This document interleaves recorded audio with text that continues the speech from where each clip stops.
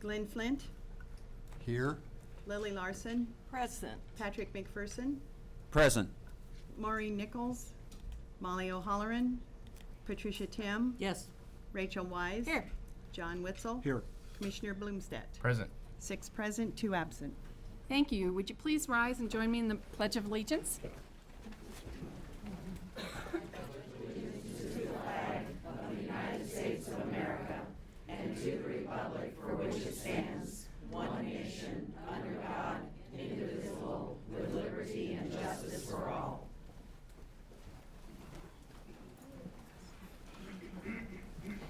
Information regarding the Open Meetings Act is posted on the east wall of this room on the south side of the door. Live web streaming will be available through the State Board of Education website, www.education.ne.gov/stateboard. Board members, please remember to engage your microphones when speaking, and please turn them off when you are finished. And if everyone would turn off their personal cell phones, it would be appreciated. Thank you. First item of the agenda is approval of the minutes. Is there a motion to approve the minutes of the May 5th, 6th, 2016 meetings? I'll make So that moved. motion. Second. So we have a motion by John, second by by Pat. Yeah. Any questions or comments? Hearing none, Denise, please call the roll. Glenn Flint, Yes. Patrick McPherson, Yes. Lily Larson, Yes. Molly O'Halloran, Maureen Nichols, Patricia Tim, Yes. John Witzel. Yes. Rachel Wise. Yes. 6 yes, 2 absent. Thank you. We'll move on to item 3, which is approval of the agenda. Commissioner, are there any recommended changes for today's agenda? There are no changes, except I guess there is one. We won't have a special presentation listed on item number 9 today. That's going to be postponed until August. So. Okay. Early childhood. Glenn? I was just looking over the consent agenda, and I see that we're going to be looking at another option enrollment case in August, probably.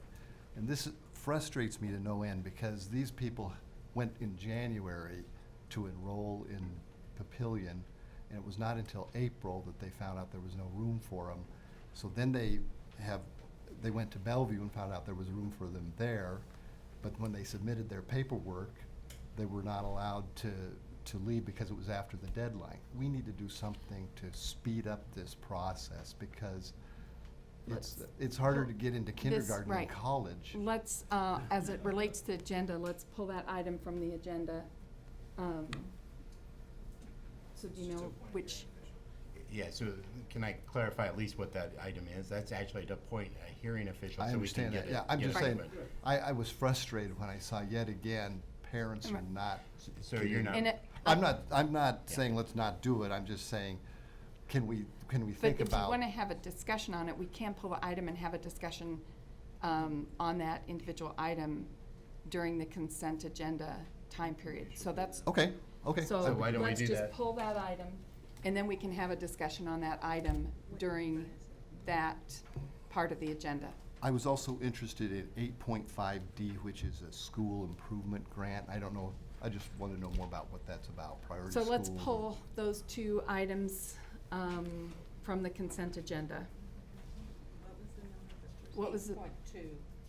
8.2 and 8.5? 8.4E and 8.5D. Okay, 8.4E, 8.5D. So we'll pull those 2 items from the consent agenda and have discussions on those during that time period. It's no problem. Can I make a All right. comment in regards to the consent agenda? I'd like to thank the commissioner. I submitted 2 days ago several items that I had questions about in the consent agenda, and his staff came back with very good satisfactory answers, and thank you very much. I appreciate their work. Thank you. And I'd reiterate that I had a couple questions for the commissioner yesterday, and he took care of those for me, and I'm appreciative of that. Thank you. All right, so we've got 2 items pulled from the consent agenda for today, and we're not having the presentation, which was item 9. Those are the only changes that I'm aware of then on the agenda. Is there a motion to approve the agenda? So move. Second. So we have a motion by Pat McPherson, second by Lily. Any discussion or comments on the agenda? Hearing none, Denise, please call the roll. John Witzel. Yes. Patricia Tim, Yes. Rachel Wise. Yes. Maureen Nichols, Patrick McPherson. Yes. Molly O'Halloran, Lily Larson, Yes. Glenn Flint. Yes. 6 yes, 2 no, or 2 absent. Thank you. Next, we'll move on to item 4, which is our public comment period. And we appreciate all the public who is here today. In our public comment period, we do go through 2 processes. The first process is that for individuals who've requested special appearance, we had 2 requests. One has since been postponed, but we still have 1 request for special appearance. After our request from the individual who requested that 10-minute period of time and been granted that special appearance, we'll then move into our open public comment time, and we'll go through all of the public comments in order that we receive them. So we'll start with the request for a special appearance, and Henry Burke has requested and been granted a special appearance to comment. Good morning, Mr. Burke. You will have 10 minutes. Thank you very much. It's on. Good morning. My name is Henry Burke. I would like to discuss the report that I sent to you on Monday, Do Not Let Obama Bully Nebraska Schools. On Friday, May 13th, the Obama administration released a joint guidance letter on transgender students. The letter was sent to every single school district in the country. They even included universities and colleges in their wide sweeping edict. Unless the schools allow students to use the restrooms, locker rooms, and sports teams of their chosen gender, the Obama administration threatens to take action. To force the schools into submission, Obama is threatening lawsuits and the loss of federal funding. What basis is Obama using for his decree? The guidance letter repeatedly cites Title IX. Title IX of the Education Amendments of 1972 prohibits discrimination on the basis of sex. Of course, sex refers to the basic biological reality of being male or female, not how a person perceives his or her gender identity. Title IX had nothing to do with gender identity. It didn't mean it then, and it doesn't mean it now. Title IX was strictly designed to protect girls and women from sexism and sexual harassment. On May 17th, Nebraska Attorney General Doug Peterson sent a letter to the Departments of Justice and Education. The Attorney General stated, in fact, Congress expressly provided in Title IX and its regulations that schools can continue to have separate restrooms, locker rooms, and showers for men and women. Congress has declined to broaden Title IX to require that schools allow students of one sex access to restrooms, locker rooms, or showers designated for members of the opposite sex. The Obama administration is unlawfully rewriting federal law. Because Obama's directive is illegal, any threat of a lawsuit is totally without merit. You should understand that transgenderism can be very temporary. As pointed out by Dr. Paul McHugh, former head of psychiatry at Johns Hopkins Hospital, the vast majority of children who claim opposite sex identity will outgrow it. It may not last that long.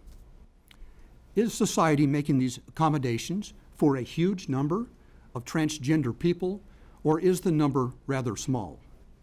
A reliable estimate was published by the U.S. Census Bureau in May 2015. Census Bureau analyst Benjamin Cerf Harris wrote a well-documented report to quantify the likely number of transgender individuals in the U.S. Instead of basing his report on small, unreliable surveys, he collected information on 308 million transgender individuals residing in the U.S. Utilizing that sound criteria, Mr. Harris found that there are 16,155 transgenders in this country. That determination carried a 99% confidence level and virtually no errors. Nebraska falls into the category of 4.75 transgender individuals per 100,000 population. Based on the methodology described in the report, Nebraska has about 59 transgender individuals, Texas has 859, Iowa has about 70 transgender persons, and Kansas has 64 transgender individuals. Several examples will illustrate the small number of transgender persons in various settings. In the 87,000-seat Memorial Stadium, there would be about 3 transgender individuals. Omaha, Nebraska would have around 14, and Lincoln would have 9 transgender individuals. Obama's administrative directive creates major safety and security issues for the schools. For the sake of a handful of transgender individuals, Obama is destroying the safety, security, and privacy of millions upon millions of students. According to NCES, there were 50 million public school students in 2015. Do we completely destroy the rights of 50 million students to accommodate 16,000 transgender people? In thinking about the schools, we might picture only the students, but we must consider the obvious. When a school has a sporting event or special program, there could easily be adult men using the restrooms along with young girls. Texas Assistant Attorney General Brantley Starr spoke to the safety issue. The concerns we've always heard are related to safety. That's why it's such an important debate that Congress has on a very regular basis. Almost every year since Congress passed Title IX, they've debated whether or not to include gender identity discrimination as part of Title IX. Every time they've considered it, they've heard the policy issues on both sides and rejected any attempts to include gender identity as part of Title IX. Clearly, the White House is bypassing Congress and ruling by executive fiat. Our founding fathers established 3 branches of government for a purpose. The executive branch cannot arbitrarily rule as if the legislative and judicial branches do not exist. On May 25th, Texas Senator Ted Cruz addressed safety and predatory issues. He said, moreover, Obama's decree flies in the face of common sense. In my years in law enforcement, I've handled far too many cases of child molesters, pedophiles, and people who abused little kids. The threats of predators are serious, and we should not facilitate allowing grown men or boys to be in bathrooms with little girls. Under Obama's new rules, men will definitely enter women's locker rooms and restrooms. Here are a few examples. On February 8th, a man claimed a right to use a women's locker room in Seattle, Washington, after his partial undressing caused alarm. When staff told him to leave, the man reportedly said, "The law has changed, and I have a right to be here." The man later returned to the locker room while young girls were changing for swimming practice. A Seattle Parks spokesman confirms what critics have been saying for some time. There is no way for officials to confirm or deny someone's gender identity. Rockwall, Texas Mayor Jim Pruitt is a former judge and prosecutor. He argued that sexual predators will take advantage of these new rules and laws. He said, "This is purely a security issue to me. I have been a criminal court judge and practiced criminal law as both a prosecutor and defense lawyer for over 30 years. I have seen many cases involving sexual predators in that time and cases where these predators look for opportunities to abuse children." Numerous articles have described accounts where predatory men are committing crimes in restrooms. For example, an April 23rd Breitbart article documented 25 incidents where predatory men committed criminal actions in restrooms. Even though most of the attention focuses on restrooms and locker rooms, the scope is broader than that. Obama's transgender directive also applies to dorms, overnight hotels, and other places that you might not expect. To force the schools into submission over the transgender issue, Obama is threatening the loss of federal funding. Public K-12 schools receive revenue from 3 major sources: federal, state, and local. Nebraska schools get 9.6% of their funding from federal sources. 3 federal programs, Title I, Special Education, and Child Nutrition, provide funding to the local school districts for low-income, disadvantaged students. For Nebraska, these 3 programs total $247 million in federal funding. Think about it. Would America's first black president cut off $247 million in funding for Nebraska's low-income minority students? In conclusion, what actions should we take in Nebraska to push back against these ridiculous and illegal directives? The State Board of Education should pass the resolution offered by Pat McPherson.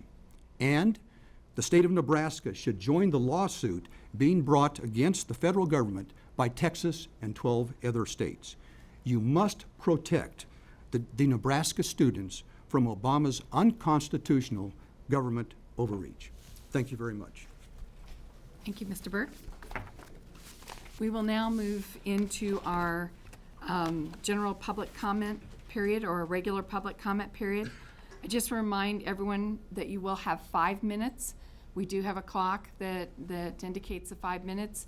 At the 5 minutes, we'll ask you to leave if you're not finished within the 5 minutes. We have quite a few people who have asked to speak today, and we want to honor everyone's request today. So we do ask you to please stay within that 5 minutes. Madam Chairman, just to make sure that they all is that there's somebody that's sitting here that didn't sign a form and wishes to speak, that there is a form out there for them to sign? Yes, I believe Laura has been touching base with everyone, and we've got the forms from everyone. Thank you. So I believe we have, and we will allow everyone to have their 5 minutes this morning. So with that, we'll get started. No, the clock's right there. We're kind of the warning right at that time, so, and we rudely interrupt you. We rudely interrupt you, and we try not to do so rudely, but sometimes we do. So, and Gina Miller, you are first. Please state your name and your address before you make your remarks. Good morning. I don't know if I'm as good double tasking here. Good morning, President. Sorry, I'm sitting at the wrong seat. President Weiss, Commissioner Bloomstead, and State Board of Ed members, good morning. My name is Gina Miller. I am a public school parent of 2 daughters, in which my youngest will be an 8th grader in the fall at Alice Buffett Middle School in OPS, and my oldest daughter will be a junior at DC West in Valley, Nebraska. I'm originally from central Nebraska and went to K through 8 in a 2-room schoolhouse in rural Nebraska. I attended high school, which was fed from several small towns in central Nebraska, and I'm a graduate of Creighton University in Omaha. I bring a lot of varying perspectives about education across our state, not just from eastern Nebraska, which sometimes I think some of these debates gets kind of centered into eastern Nebraska politics, and I think that we need to consider the state as a whole when we're looking at the State Board of Education. And so I do bring a varying perspectives about education in Nebraska through my personal and professional experiences. I'm going to keep my comments brief today, and I'd like to speak a little bit about local control. As most of you know, I do follow education issues very closely. I am an engaged parent. I appreciate the work you all do on a regular basis and the strong position this board has always taken when it comes to local control. Parents want local control in this state and an even playing field. I've spent the last 18 months engaged in the human growth and development standards and curriculum updates for the Omaha Public School District. Countless meetings, hundreds of hours of public comment, public forums, emails and calls and meetings with board members, curriculum updates and reviews. All pretty much for nothing, because the outcome was determined, in my estimation, before the debate even began. I feel that is the same thing that is somewhat happening with the transgender issue and with the statewide mandate for comprehensive sex ed discussions that are going on at the state level. When the money and the mandates have already been put in place prior to the local community getting to have a voice, then the result of that is that the local parent has no voice. I was very shocked when Julian Hill testified at the hearing for LR 334. LR 334 was a hearing to discuss an interim study to study the integral link between academic achievement and risky health behaviors, and to identify strategies in schools that are proven to work on improving both academic achievement and health outcomes. I was shocked when Ms. Hill testified at the hearing for LR 334 and stated that she was representing the Nebraska Department of Education and Commissioner Bloomstead, and that her testimony was full-on support for mandated sex ed statewide. And I would say that is not staying neutral. And she went on to allude that parents can't and are not educating their children to the state, and that basically the state has to take over.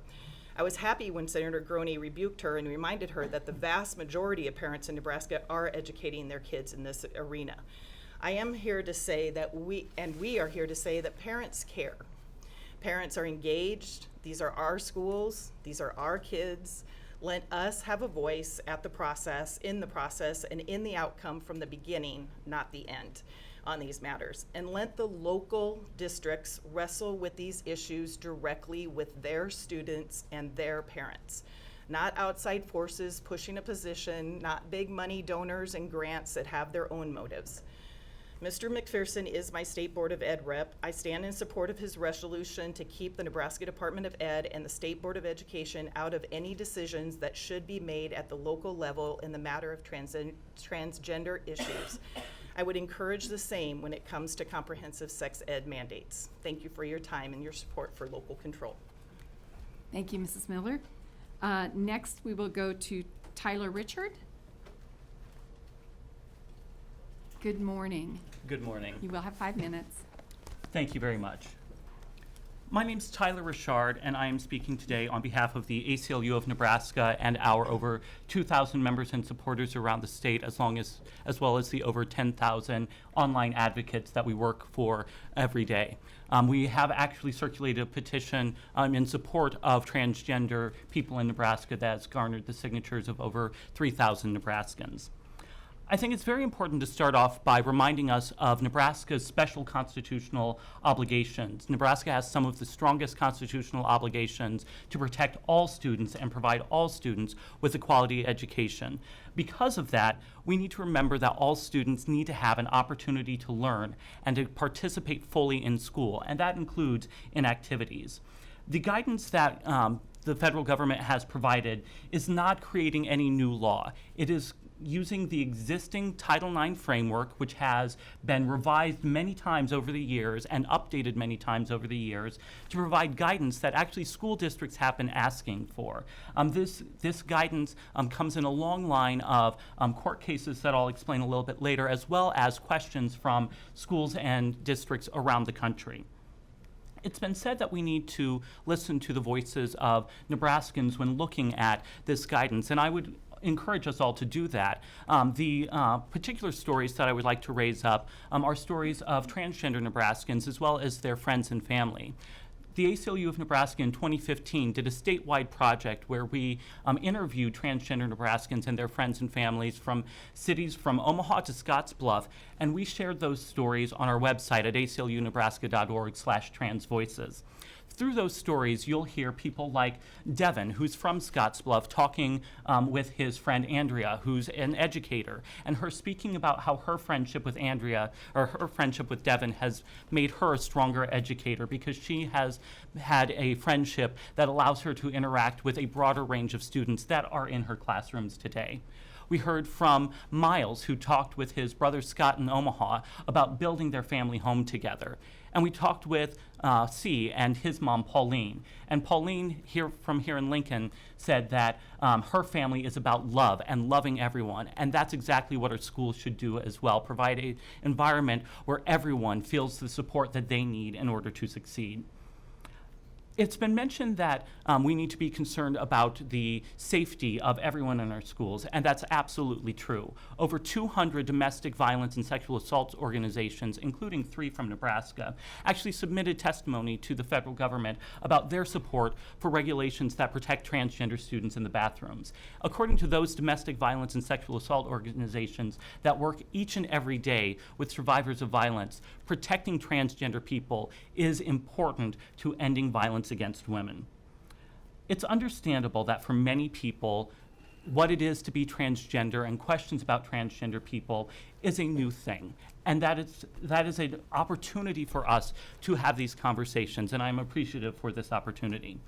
I think it's important to recognize, though, that from a policy perspective, this is not really new guidance or a new issue. There have been guidance changing and evolving over the course of the past decade, where our federal government, as well as many local organizations and state-level organizations around the country, have been using existing protections based on sex and gender to provide much-needed protections to transgender people.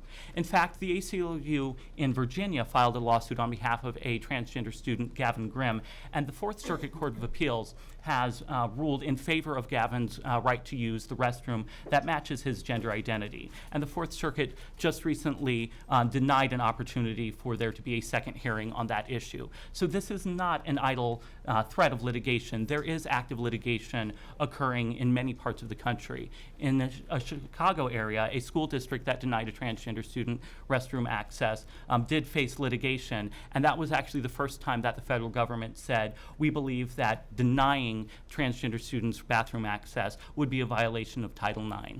So this is not a new theory. This is not something that, while it might be new to many of us, it's not something that's new to the courts, and it's certainly not new to the public dialogue about what it means to be transgender and protecting transgender people. I do have some handouts, some legal guidance from our legal director, Amy Miller, who is not able to be here today. And with that, I will thank you for your time. Thank you, Mr. Rashard. You can give those to Denise and she'll distribute. Thank you. Next, we'll move on to Mr. Vic Art. I'm not sure if I got that. Okay. Good morning. Good morning. Thank you. You will have 5 minutes. Thank you. I haven't been in this position in a long time. 30 years ago, I believe, I made a presentation here on behalf of the Catholic Archdiocese of Omaha for a totally different situation. Our society has changed completely, and I appreciate your opportunity you've given me to come here. My name is Vic Art. I'm easy to remember. I'm the guy with 3 first names, Vic Art. I live at 14820 Wirt Street in Omaha, Nebraska. I'm the father of 6 grown children and 15 grandchildren. Shut up, phone. Those children, 9 of my grandchildren live in Nebraska, and they're going to be most affected because obviously they're the ones that are in the schools. And so I'm always concerned about any issues that come up in the school environment, and this one in particular. It's really interesting for me to follow the person that I followed because I just happened to pull up on my phone just a second ago something that when I heard him say what he said about the ACLU. An interim director of the ACLU recently, a major proponent of laws protecting gender identity, this woman has resigned after her daughters were frightened by several transgendered men who came into the ladies' room they were using at the time. Those could have been my granddaughters. Those could have been my daughters. I understand that concern. My major concern is we're looking at an issue, as you heard testified earlier, only affects a few people. And your job in the Board of Education is to represent all students, just as all school boards or all teachers represent all students. And therefore you have to represent all of them and think about all of their safety and well-being. You need to lead the effort to remind the federal government we're a country made up of United States. We're not a dictatorship or an oligarchy. Each state has the opportunity to uphold the Constitution and stand up against these unjust laws and policies as their governing bodies, which you are, and as representatives of the people, and as you deem necessary. The major cause of the infamous war between the states was not slavery. It was states' rights. Read the history. Especially now we're being attacked in a financial way. Concern for both the temporal and eternal lives of our children is what we're about. It's for their hearts and their bodies. And that should compel us to work tirelessly for truth, which I've sometimes heard some people say, truth is an argumentative word. Each person's truth is his own. And I say, an apple falls from the tree and goes to the ground because of truth, gravity. And there are other truths that need to be upheld. And per a recent blog from the American College of Pediatrics, which I'm going to leave with you, it has a wonderful title, Gender Ideology Harms Children. That's the American College of Psychiatry, and Pediatrics, I mean. And there are psychiatrists on this group. That's from the American College. So if they think that, there's obviously something going on here, and I think you need to read this to understand it better. By the way, the other question I had when I came here was, who oversees the NSAA and who gives them the right to make the laws for the schools. I thought that was your job, to control that kind of activity. So I'm kind of concerned about who is the NSA. They're not elected officials from what I could tell, the board members of that group, the people that are out there, and therefore I'm really concerned about that whole issue. At this time, I had other things I could say, but I've said enough, I think, and I think you understand where I'm coming from. As a father, as a grandfather, as a Nebraska taxpayer, I continue to look forward to your support, and God bless you for your efforts. Thank you. Thank you, Mr. Stephen Art. Next, we'll move to, I believe it's Eris Kolazar. Good morning. You will have Morning. 5 minutes. Yes. My name is Eris Kolazar. I am a resident of Omaha, Nebraska, District 4. Don Witzel is my representative. And I'm here to talk about the proposed resolution regarding Title IX. Whereas every major medical and mental health association in the country, including the American Medical Association, the American Academy of Pediatrics, the American Psychological Association, the American Psychiatric Association, the American Psychoanalytical Association, the National Association of School Social Workers, and the National Education Association supports transgender youth and recommends all adults support transgender youth, their identities, and their wellness needs. And whereas suggesting that allowing transgender students to use the restroom consistent with their gender identity, quote, could create a more threatening environment for students who have been victims of sexual exploitation, unquote, asserts in its subtext that transgender students are sexual predators. And whereas, according to a 2013 survey of transgender folks by the Williams Institute of UCLA, 9% of respondents reported being physically assaulted in a public restroom. And whereas school is a difficult enough place for transgender students to navigate without having to worry about where they can safely perform bodily functions that are literally necessary for their survival. And whereas following the passing of HB 2 in North Carolina this year, a bill that addressed the same concerns that this resolution raises, the number of calls to transgender suicide hotlines doubled. And whereas more than 50% of trans youth will attempt suicide at least once by age 20. And whereas in Kansas, where they are considering a bill that it would award $2,500 in damages to anyone who would find a transgender student using a restroom that did not align with their sex assigned at birth, a 16-year-old boy is facing second-degree murder charges for the death of Reese Walker, a transgender woman. And whereas I cannot help but see the correlation between allowing the legitimacy of transgender identities to be up for debate in our political sphere and the attitudes towards trans folks that dehumanize them enough to enact such harassment and violence against them. And whereas every last resolution and piece of legislation that comes from our government that tells transgender folks that their safety and well-being is less important than the unfounded fears of their representatives is another finger pulling on the trigger of the collective gun that is pointed at each and every transgender person they serve. Reject this resolution and support all Nebraska students.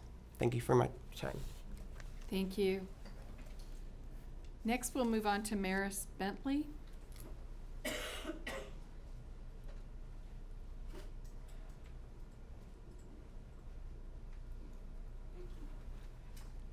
You will have 5 minutes. Okay, does it matter which one okay.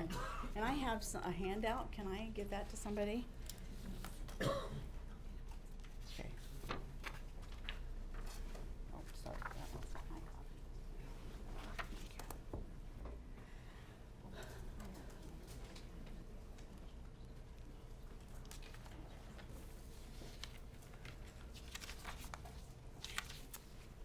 Thank you. My name is Maris Bentley. I reside in the Millard School District in Omaha. I am a wife, a mother, and a grandmother. I'm also a retired teacher and K-12 school counselor. My years in the public schools were all spent in school districts in central Nebraska before moving to Omaha 8 years ago. I appreciate having the opportunity to talk to you, the elected members of the Nebraska State Board of Education, about my concerns. And what is my biggest concern? That we must protect the children from the harmful LGBT agenda that is threatening every aspect of our lives, including education. As the twig is bent, so grows the tree, right? Adolf Hitler recognized this truth and was quite successful in his efforts to indoctrinate young people through his Hitler Youth programs. He said, and I quote, "He alone who owns the youth gains the future." Now, I've been advised several times to not mention anything about Hitler or the Nazis, but I'm doing it anyway, because the prevailing idea that we must not offend anyone or hurt their feelings must be disavowed. It is folly. It is sentimental rubbish. It is insanity to pretend that two men can have a normal, healthy sexual relationship, or that a man can be a woman just because he feels like he is one. Before I go on, let me add that I have done a considerable amount of reading and research into what I'm talking about today, and I encourage you to do the same thing as you face decisions that you're going to be making. And that includes the whole LGBT movement, the push for comprehensive sex education in the schools, and now the whole ugly transgender bathroom issue that is staring us in the face. And intertwined through all of this are the key players. The Kinsey Institute at Indiana University, where the sexual deviant named Alfred Kinsey did his research using children and criminals back in the 40s and 50s. The man and his colleagues sexually abused children as young as 6 months old, yet his research is still the foundation for the claims that all kinds of sexual behavior are normal. Another player, Planned Parenthood, which, in addition to being the largest abortion provider in the country, is also very involved in the promotion, publication, and distribution of comprehensive sex education to the children of the world. What a marketing plan. Sell sex education to the children, so then you can sell them contraception and abortion. And the latest news, Planned Parenthood is now in the business of selling transgender hormone therapy. Did you know that? Another player, SIECUS, which stands for Sexuality Information and Education Council of the United States, founded by Dr. Mary Calderon, former medical director of Planned Parenthood, along with Wardell Pomeroy from the Kinsey Institute. SIECUS originated the national sexuality education standards that are being adopted by schools, including Omaha Public Schools and state departments of education. Think about this. The Kinsey Institute, Planned Parenthood, SIECUS, and all their counterparts want to teach other people's children all about sex, including masturbation, oral and anal sex, contraception, and of course, abortion. It sounds icky because it is. Some say there's no LGBT agenda. Well, I challenge you to find and read the book titled After the Ball, How America Will Conquer Its Fear and Hatred of Gays in the 90s. This is the playbook for the LGBT movement to normalize behavior that since the dawn of time has been known to be abnormal, unnatural, and unhealthy. And according to the book, this could be accomplished through sophisticated psychological persuasion and propaganda mass media techniques, including labeling religious dissenters and other critics of homosexual behavior as bigots. Heard that one before. No agenda? Think again, and a pretty successful one at that, I might add. You are the elected representatives of the people of Nebraska, charged with the oversight of Nebraska's public school children. You must protect them. Time is up. All right. You Thank must you. protect them. Thank you. Next, we will move on to J. Irwin.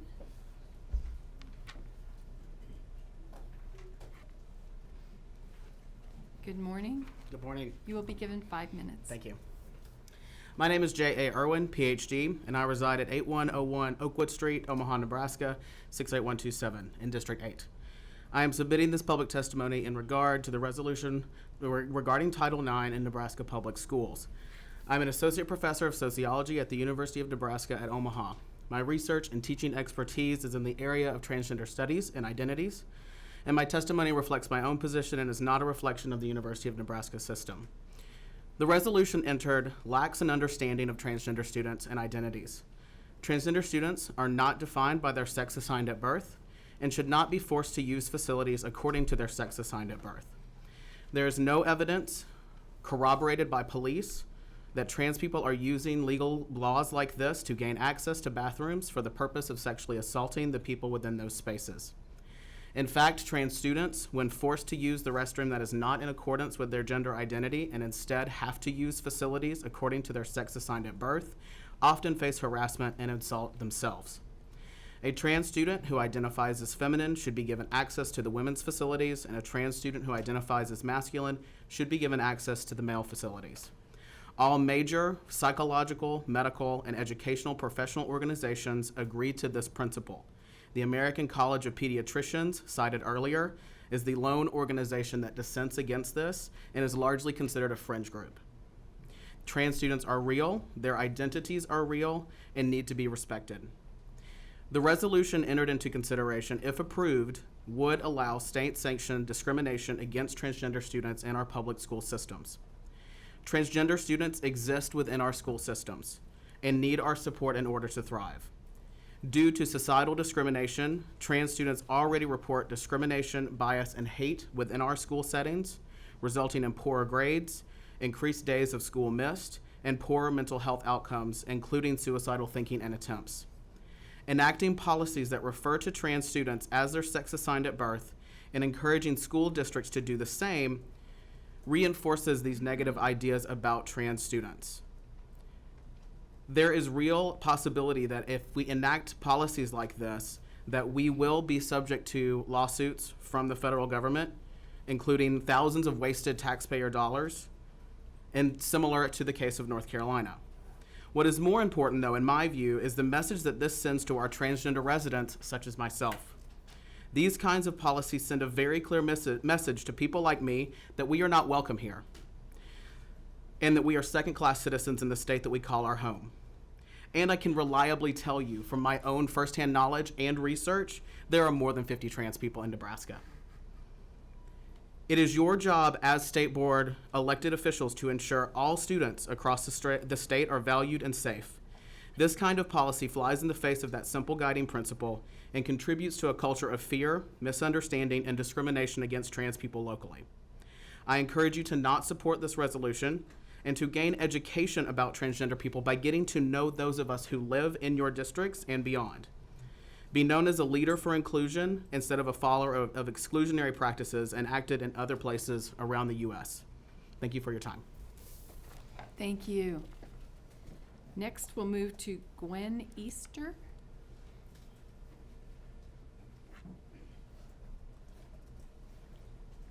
Good morning. Good morning. You will be given 5 minutes. Okay, thank you. Well, my name is Gwen Easter, and I'm the founder of Safe Haven Community Center, Safe Haven Preschool. I came here today because for a few reasons. I wanted to talk about what is happening with the partnership with Omaha Public Schools and Educare, and how 115 daycares have been pushed out of business since 2012. I have run my organization since 1999, offering housing services and educational support, adult GED, ESL classes, helping families find housing, getting connected to agencies for rent, utility assistance, those type of things. I also had my daycare business for 17 years now, I think. Yeah.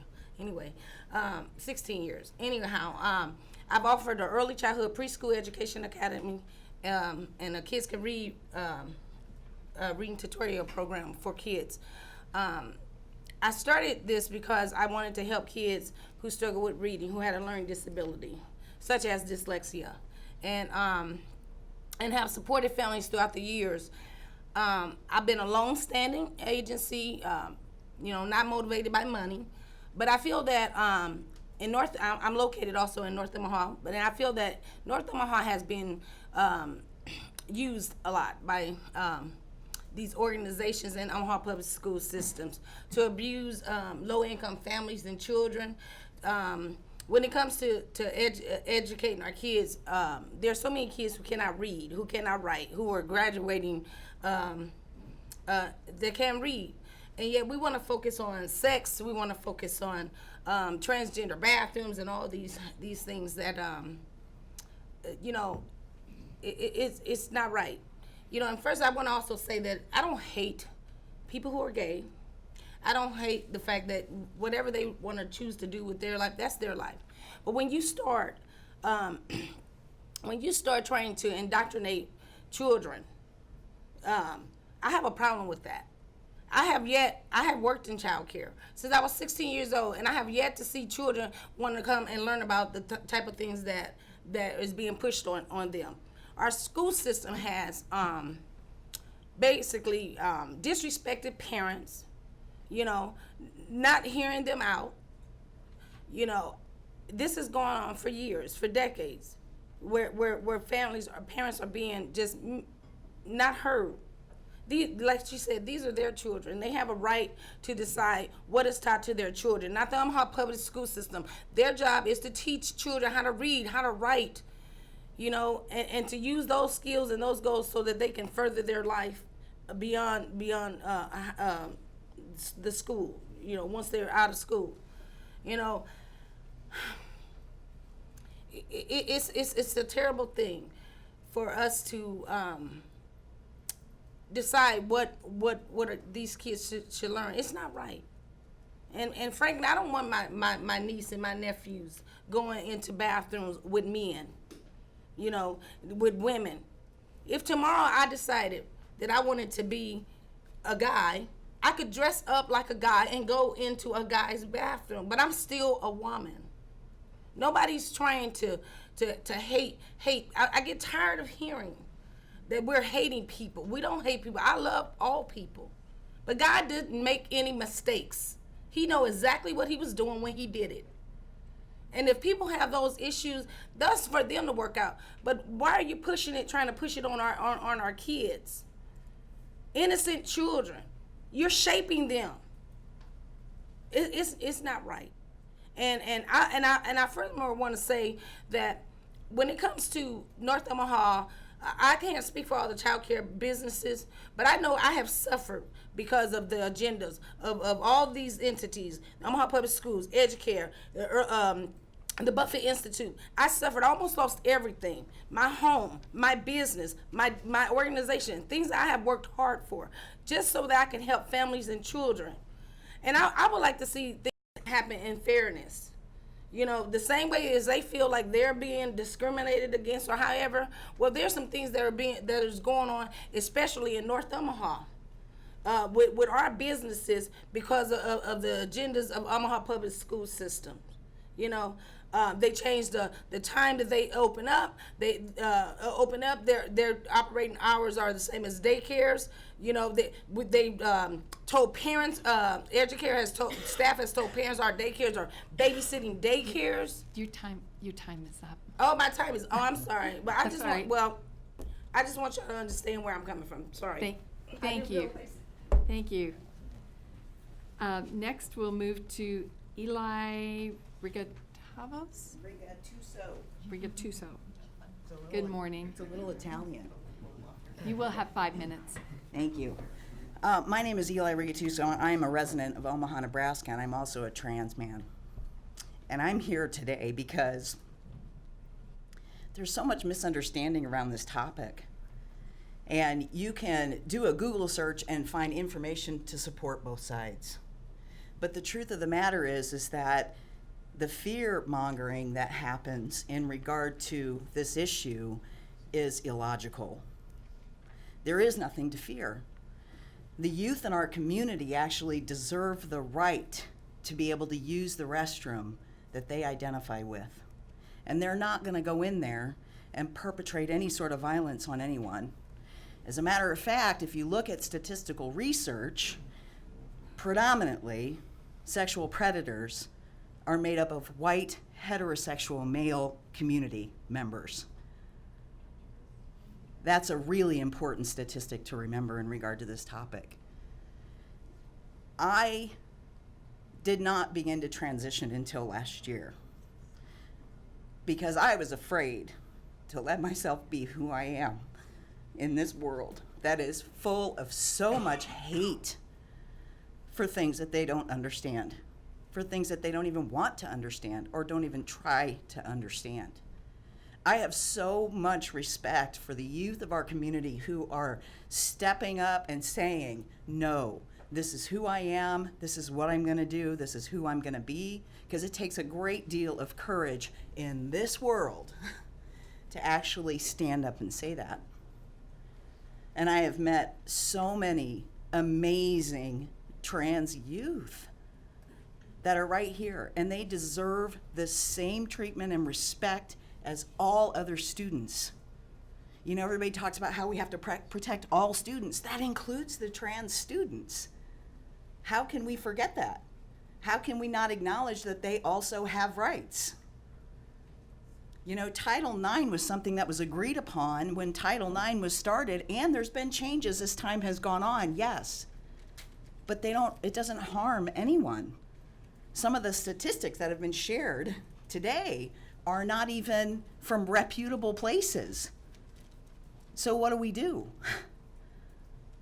I don't have an agenda. I mean, if I did have an agenda, it would be one that demands that I be respected. But do you realize that right now I'm kind of feminine presenting because I just started my transition last year? I actually am at greater harm for going in the men's room and being called out by men who aren't in agreement with who I am. That I could suffer physical harm. But this is who I am. I'm not asking you to change your gender. I'm not asking you to do that. I'm just asking you to respect our youth. The greatest percentage of homeless youth right here in Nebraska is made up of the LGBT community. Why? Because of these arguments. Because of this. Because of parents who don't go out and get the education that they need to understand their trans children. Nobody is forcing transgender identity on them, because trust me, back when I was 5, I wanted to be a boy and knew I was a boy and told my mom every day, I am a boy. I don't want to wear dresses. This is not who I am. And she kept saying, no, you can't, you can't, you can't. So for 50 years, I tried to live that life. I put forth an identity that you could all accept. But at the same time, I was so unhappy. I am merely here to plead on behalf of the youth who are at greater risk of suicide and physical harm, those trans youth that you are putting in harm's way purposely with this resolution. So I say, vote no. I say, don't even go there, because I will keep coming back. Thank you. Next, we have Rachel Pinkerton. Good morning. Good morning. You will have 5 minutes. I'm Rachel Pinkerton. I live at 5832 Corby Street in Omaha, in Colonel Witzel's district. It was 3 years ago this month that we first came before this body. That was the last meeting where Commissioner Roger Breed was still in place. And we've been coming for 3 years, urging resistance to the efforts to nationalize education. And throughout those years, you've each fought for local control and professed your support and your belief in local control. And that is what Pat McPherson's resolution is asking for, is local control.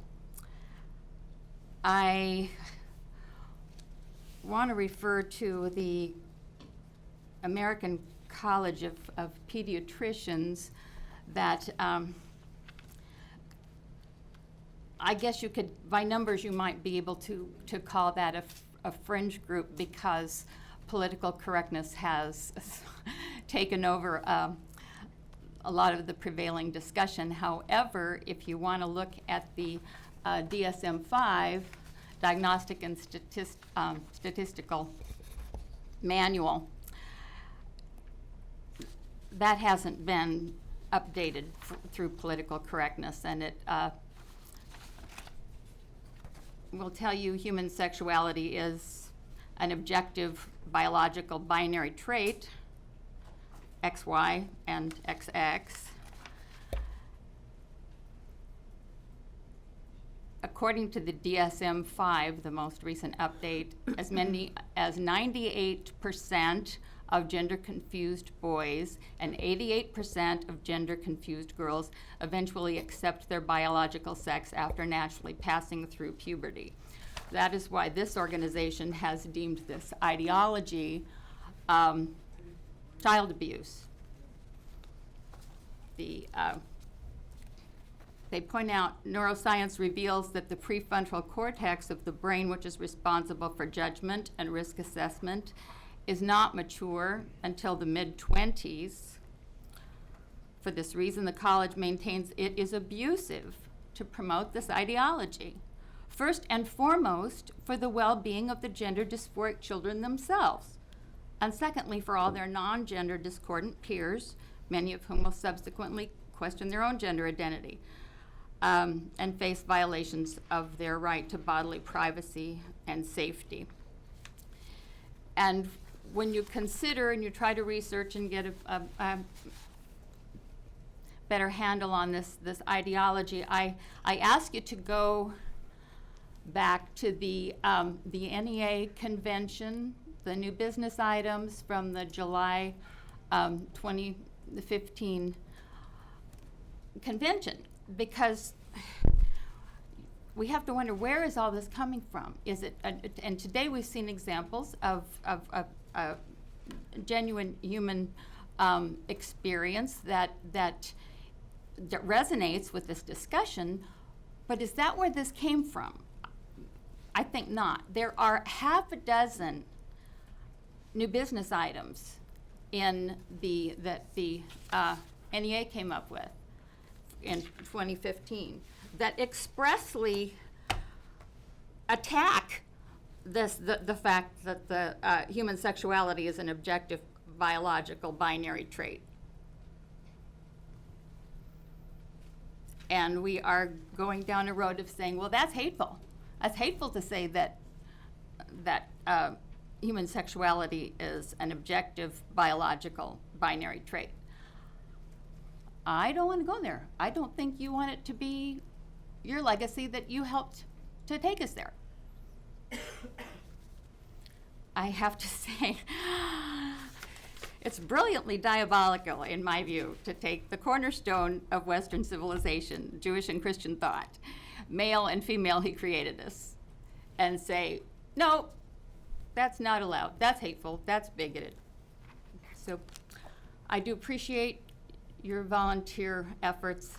These are challenging times. Especially appreciate Pat's work, but I'm happy. You're all in my prayers. Thank you. Thank you. Next, we'll move to Amber Parker.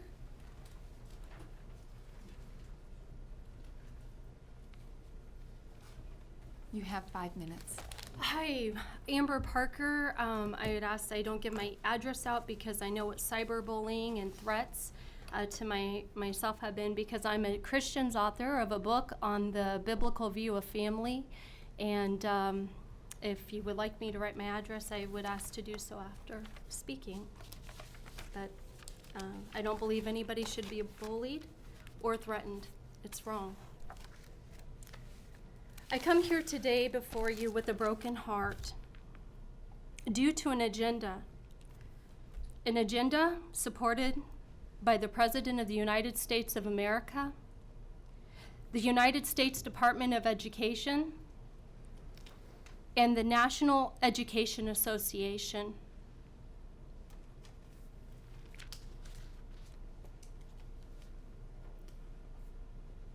We are in a dangerous time. The question that came through my mind here, the Constitution of the United States of America is the governing authority in all of America. It seems that the Constitution of America has become a constitution of favoritism towards transgenders. And what I mean by that is because people are not going by what our founding fathers had meant when they had written and the Constitution was born. Clearly, an infringement upon religious liberties has taken place across this country. President Weiss, I found it very interesting, your comment in the Omaha World Herald here that said, we would rather see the resolution sent to a committee for further study. I come before you here. I was a child who was sexually abused. I would have flunked many grade levels in the public school system if it wasn't for some good teachers and the love and hard work of my parents, my grandparents who adopted me, advocating on my behalf.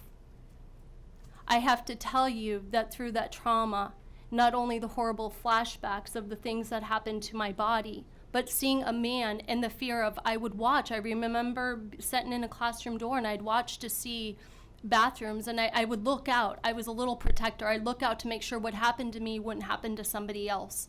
And I'd watch bathrooms, like if our classroom door was there and out of the corner of my eye I saw a teacher, I saw a man walk by, I would look if I saw a student go in to make sure that that person, this man didn't follow them in there. And I know that's because of the trauma that I had suffered. And that's one thing that I don't hear anybody that has spoke today on the other side to address the trauma of those who have been sexually abused or the special needs of students. All I hear in through the NEA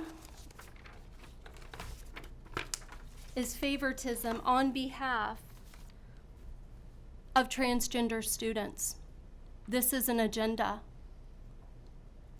I want to talk about a woman who is trying to conceive and goes through fertility treatments. She herself goes through hormones, and your body has to go through those hormones to produce those healthy eggs as you and your husband, you're looking to build a family. And the stuff their body goes through. I ask you, I haven't heard on cancer research. I stand here and stand against gender dysphoria because I love people. And it is confusion, and it's not healthy. If you were to take makeup off me and my fingernails, I still have fallopian tubes and eggs inside of me. That makes me a woman. A man is different. I say celebrate the differences. I come before you to propose local control in the schools, but not only local controls in the schools, but also privacy and safety in all our restrooms and locker rooms. Because we need safe grounds in our schools. I end with this. Every student matters. The decision falls upon your shoulders. Students and teachers, this involves. Therefore, it is within the power of you, the State Board of Education, to exercise.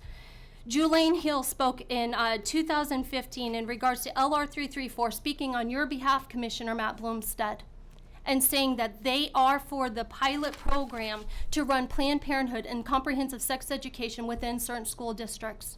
You guys are trying to push a mandate on us. We will fight this. We will not be silent. We need to fight and protect the innocence of children. This is not against any person, but anyone who will come against the innocence of any child in this state of Nebraska, including the President of the United States of America, we will fight. Thank you. Your time is up.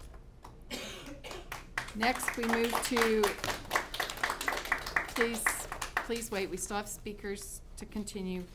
We next have Barbara Gard.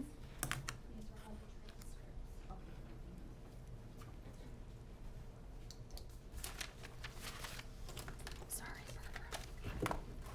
Good morning. You will have 5 minutes. Thank you very much. My name is Barbara Gard. I reside at 4719 Curtis Avenue, Omaha, Nebraska. I have a bachelor's in elementary education from the California State College, Los Angeles. I have a master's in educational administration from UNO with a K-12 endorsement. And I am here today to speak in support of the resolution from Pat McPherson on the recent guidelines for by the federal government on transgender restroom usage and Title IX funding. This guideline from the federal government that we could lose federal aid or face lawsuits if we require students to use restrooms and locker rooms based solely on their gender, the gender on their birth certificates. This is bribery and extortion at the federal level. This is not necessary. As it says in this resolution, this new guideline would create a more threatening environment for students who have been victims of sexual exploitation. Statistically speaking, 1 in 3 women and girls will be sexually molested during their lifetime. We are not talking about a few people. We are talking about thousands who would feel threatened if we follow these guidelines. On the other hand, it says, statistically speaking, that in all probability there are in the neighborhood of 59 students or 59 people in Nebraska who are transgender. And some of them are here today. And I have to agree with the one who spoke and said that this transgender should not be used as a political football. Absolutely correct. This does not belong in the political sphere. It should be handled at the local level. And that's exactly what this particular resolution would do. It would say, we trust local school districts, local parents, local teachers who will be most affected to make the right decision. Now, based on this statistic and the fact that the overwhelming majority of people in this state live in the Omaha area, it's safe to assume that there are transgender students in the Omaha school district or in that particular metropolitan area. And yet, none of this has been talked about in the newspapers. I think it's because the Omaha School District, the Millard School District, Ralston School District, Bellevue, whichever one has students who are transgender, they have dealt with this as it should be dealt with on an individual basis. Students who feel they belong in this category, talk to their parents come to the school board in private, or the principal or the superintendent, whatever the situation, and say, this is the situation with my child. I would like to talk about accommodation. And they have accommodated them on an individual basis. That's what we need to do. We need to give the school districts the freedom to do what they do best, deal with local issues at the local level, rather than having you as the State Board of Education, who are here to serve the people of Nebraska, having you dictate what should happen at every public school in Nebraska. Because what works in Omaha doesn't work in a 3-room schoolhouse out in the country someplace. Give local people control. Trust parents, trust the voters. They were smart enough to elect you and put you in office. So trust them to do what's best for the children locally in their schools, in their community. What will work for them, rather than dictate from above. Let's deal with it on an individual basis so that people such as these do not have to have publicity about who they are or what their desires are. Let's deal with it individually, and let's not put thousands of people at risk. Your time is up. Thank you so much Thank for your you. time, and I appreciate your willingness to serve the people of Nebraska. Thank you for listening. Thank you. Next, we have, I believe it's John Carl Denkovich. Yes, very close. Okay, close. You will have 5 minutes. Thank you. Greetings to all of you, members of the State Board of Education, Dr. Bloomstead. My name is John Carl Denkovich. I hold a master's in public administration from the University of Nebraska at Omaha, and I reside in District 2 at the Millard School District, 15932 Douglas Circle, 68118. I'm here today representing a number of trans students on behalf of an organization called Glisten Omaha. We're the Omaha-based chapter of a national organization that focuses on anti-bullying and harassment, specifically focusing on LGBTQ plus students, lesbian, gay, bisexual, transgender students. There are as many identities as there are people. We're here today in support of the federal guidance on Title IX protections and the directives that have been issued from the national level, and in opposition to Board Member McPherson's resolution. I want to specifically address some of the comments that I've heard today by stating that they've run the gamut in terms of opposition to these guidelines and guidance from the National Department of Education. And I would urge all of you to consider essentially a few facts. Our organization is often approached by students who are transgender for assistance with their schools in terms of bullying and harassment, discrimination, things of that nature, with recent rhetoric, including rhetoric coming from our highest levels of office, including the governor, the attorney general, and also from this resolution. We've also seen an uptick in requests for assistance with utilizing restrooms and other facilities. If this resolution was to pass, it would also be directly in conflict with a city ordinance in Omaha, Nebraska that does not provide for discrimination on the basis of sexual orientation or gender identity and expression. So I find it would be very interesting to explain to our youth that they're able to use the restroom that correlates with their gender identity and expression in one arena and not in another. And it seems to me as if, based on the testimony that I've heard so far, that we seem to have a problem with predators and with sexual assault, and not with LGBTQ plus students.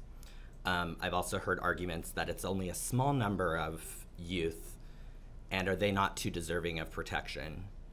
When we take students on a field trip, if you have 10 students and you only come back with 9, are you successful because you've had 90% success rate? I don't think any of you would agree. All 10 students need to come back with you. When you make the argument that it's only a few youth that are affected by these type of guidelines, it flies in the face of everything that I think that we all stand for, which is safe, healthy, and affirming schools. When it comes to the case of bathrooms, an Omaha student recently approached us who has experienced fear with using the restroom that corresponds with her gender identity, and as a result, she has experienced 8 kidney infections within just a few months because she's not able to relieve herself out of fear for her safety and the feeling of the inability to address it with the school district. I've also heard it asserted that this is not about trans students and it's about local control. If that's the case, I would urge you to reject the resolution on its face and leave transgender students out of it and accept the guidelines as prescribed. The National School Climate Survey, which is conducted by our national organization, is peer-reviewed and respected, and shows that trans students are 3 times as likely to experience bullying and harassment, especially when they are also unable to use the facilities that correspond to their gender identity and expression. And that corresponds and correlates to decreased GPA performance, as well as the ability to attend school safely. I thank you for your time today and urge you to reject this resolution. Your time is up. Thank you. Thank you. Next, we have Paul Meyer.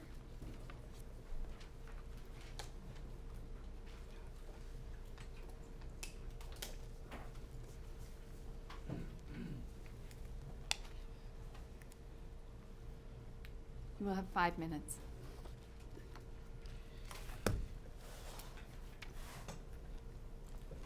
Well, I don't think I'll need that much, but I see my time has already started before I even sat down. I think that's a liberal ploy. My name is Paul Meyer. I am currently a member of the Miller School Board, even though I am not here today to represent the Miller School Board or the Miller School District. Why was this not a problem? And part of my voice, I never had an allergy until I got old. But why was this not a problem 100 years ago, 50 years ago, 20 years ago, or even 10 years ago? This has not become a problem until our current enabler-in-chief got in office, along with his goon squads, the Department of Justice and the Department of Education. And they decided that they could interpret Title IX any way they saw fit. Title IX was not set up for this kind of item. This is so bad that even, as one gentleman previously said, that even at the ACLU head, I believe it was in the state of Georgia, but don't hold me to that, I got in at the end of this deal, resigned because she said this has gone too far. Miller does have some transgender students. We believe we know who they are. There's not a great number of them. The last count I heard was about 7 or 8. This is out of a school district of over 23,000 kids. We do not have a written bathroom policy. And knock on wood, we have not had a problem so far. That's not to mean that there won't be a problem. I can tell you about one person. I'm going to be very careful as to not identify this person. But this person was told they could use the nurse's bathroom. We have had a ACLU inquiry into this, even though I believe it has been, last I heard, it has been resolved.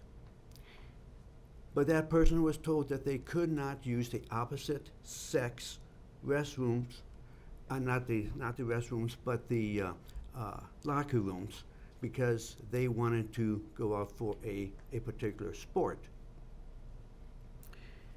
We do not do bathroom checks.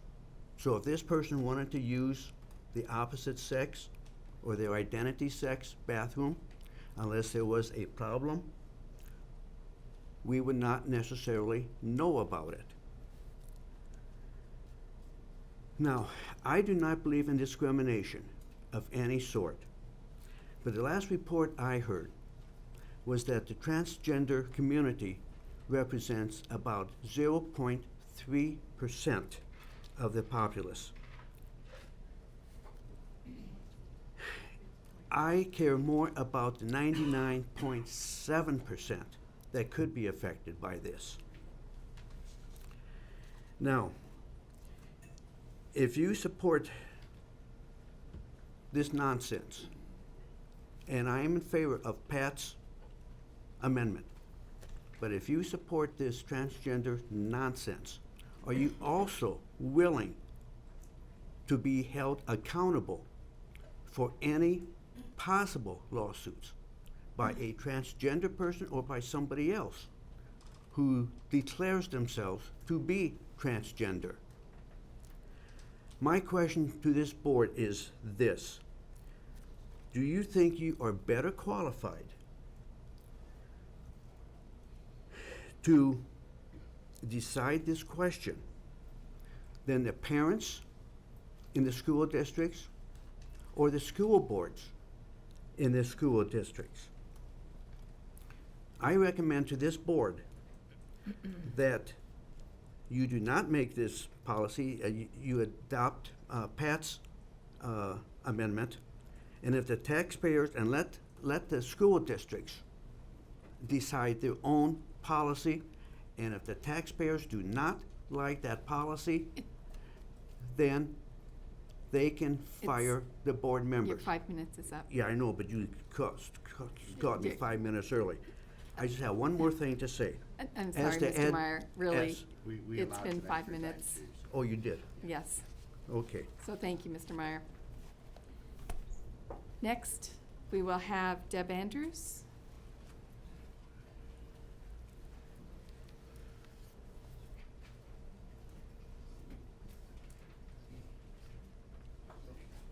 You will be given 5 minutes. Thank you.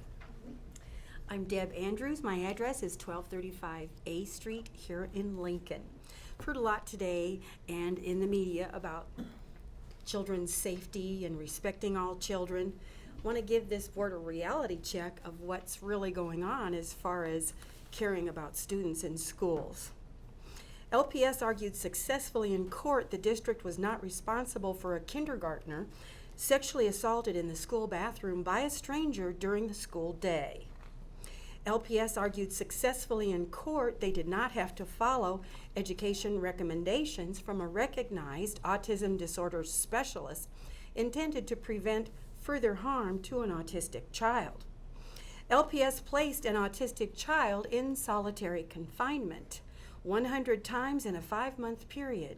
The child's parents were made aware only when asked to bring clean clothes after that child had defecated on himself. It was a 12-year-old. LPS has opened 3 behavior schools. The explosion of behavior problems in school is a reflection of curriculum and instruction failure. LPS adopted infamous Common Core aligned Reading Wonders and Go Math, despite warnings from experts that it's catastrophic for student learning. LPS Lunch and Learn on March 29th was featured Dr. Matt Larson and revealed the goal of math at LPS is balance. Quote, the Teachers Union has co-developed 7th grade health curriculum used in Lincoln Public Schools, and it contains instructions for performing 3 types of sex: oral, anal, and vaginal. I don't understand this discussion. Why is one group of students being elevated above another as far as safety and anti-bullying? All children should be respected and not bullied and allowed to learn in schools. That starts with teaching them how to read and do math well. Schools should focus attention above the student neck. According to the National Assessment for Educational Progress, just 38% of Nebraska 8th grade students are proficient in reading and math. What's the plan for them when they graduate? Reading and math are the foundation for reason and logic. The failure of schools to effectively teach these foundational basic skills is largely ignored at all levels of our education system, including this level. It continues to be a mystery why student learning failure is accepted in our education system. Why are schools focused on children's genitalia? What is the purpose of the attention and time on gender, sex, and performing sex? I urge you to redirect education focus above the neck. Thank you. Next, we have Lucas Peterson.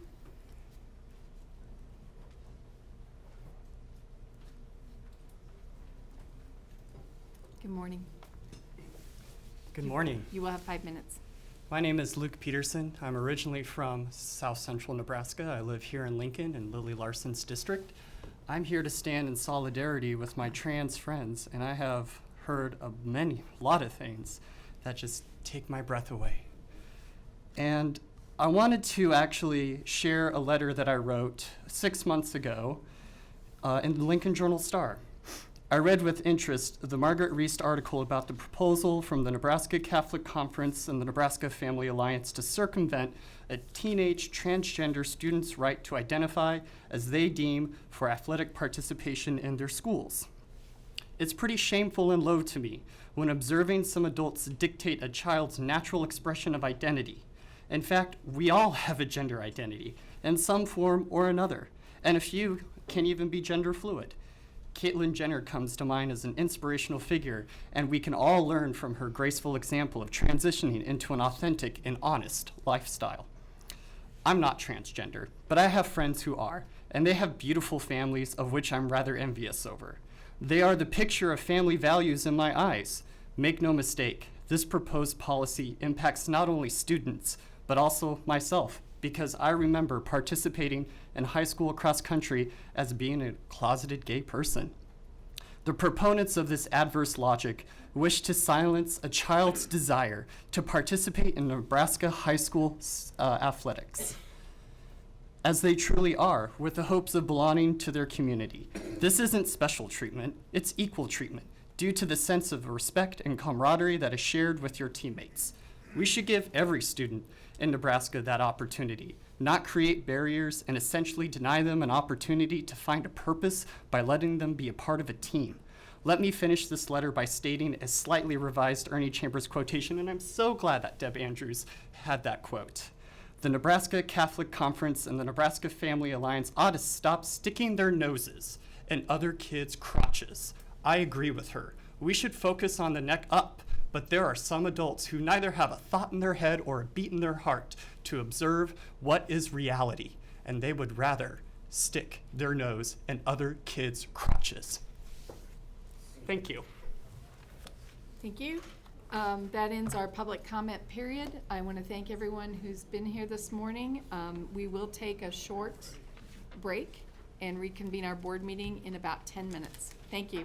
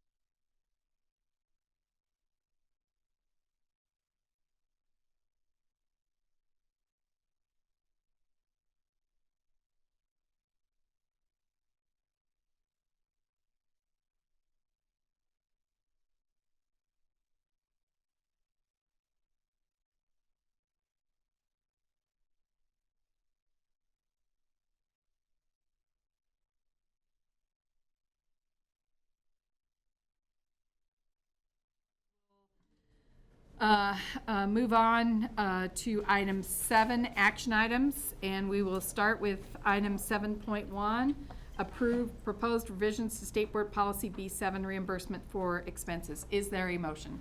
Make the motion. I would have liked to made that motion. Second. I'll second that motion. right. And I'd like to just comment on Comment, it, that I please. think that I've obviously had a lot of concerns about travel policy over the last year or so, and I think that this makes real sense. I think it puts some parameters on our travel that needed to be there. I'm not sure that they're as tough as I might have wanted in all occasions or all situations, but I really think it's a positive step for this board, and I'm appreciative of the fact that the chairman and the commissioner and everyone worked with me on this, so thank you very much. Any other comments? I'd like to thank the committee under Pat Tim in regards to, it appears to be an exceptional policy that it seems to have buy-in by everybody. So, great policy. Thank you very much. Thank you. Yes, and thanks to Pat's leadership on that policy committee. So if there's no other comments, then Denise, please call the roll. Patrick McPherson. Yes. Glenn Flint. Yes. Lily Larson. Yes. Maureen Nichols, Molly O'Halloran, Patricia Tim. Yes. Rachel Wise. Yes. John Wetzel. Yes. 6 yes, 2 absent. All right, moving on to item 2, adopt proposed revisions to Rule 25, regulations governing the Excellence in Teaching Act. Is there a motion? Make the motion. Second. We have a motion and a second. Any discussion, questions, or comments? Hearing none. Denise, please call the roll. Glenn Flint. Yes. John Wetzel. Yes. Lily Larson. Yes. Rachel Wise. Yes. Patrick McPherson. Yes. Patricia Tim. Yes. Maureen Nichols, Molly O'Halloran. 6 yes, 2 absent.